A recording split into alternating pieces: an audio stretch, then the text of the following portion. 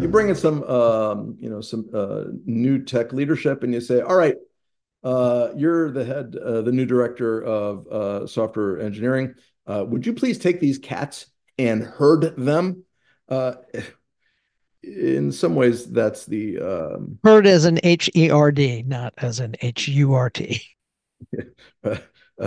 but a lot of the things that are in the list are the very things we've been talking about, right? They happen again and again and again in the modernization problem. You just have to decide sort of where do you want to focus on in terms of what's the pain in the business. And skills gaps and best practice gaps are a huge deal.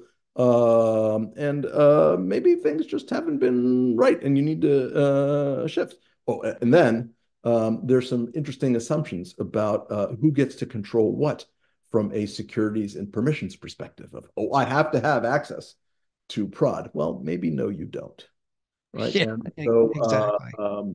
that can be a point of friction. I have fired people who said that because they were sure that there was only one way to do it, and there isn't. But this is not just a kind of a downside. Don't do the right, get rid of all the people you don't like, but rather, how do we get the right people to solve the right problems? Nick, you wanted to make. Exactly. Yeah, and I mean, look, basically what you want is to have everything moving properly. You want an integrated team, you want candidates that you can use. You want all this to be you need this situation where, everything runs smoothly, and there's also some real tactical pieces that are sort of we mentioned earlier in DevOps and operational agility, or some of the technical factors. Sometimes you just need a fresh pair of eyes, who's going to translate the logs into something that allows for better traceability.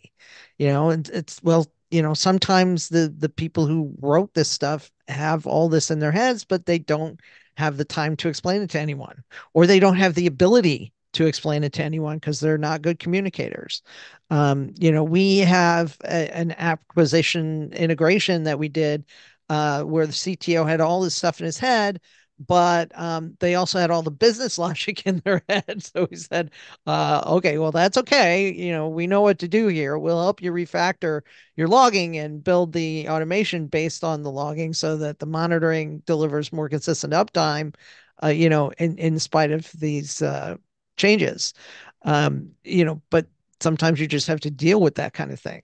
By the way, the CTO loved that because that way um, he got weekends off, right? Where he was not, the first, second, and third tier of escalations. And GitOps naturally leads to that kind of, separation of concerns, right? Whether it's, the application code in its own stream or upstream, different kind of build, it can be a win-win. One last comment here is something that I've seen again and again. Your tech team can be stretched super thin, and suddenly they're chasing customer one-offs.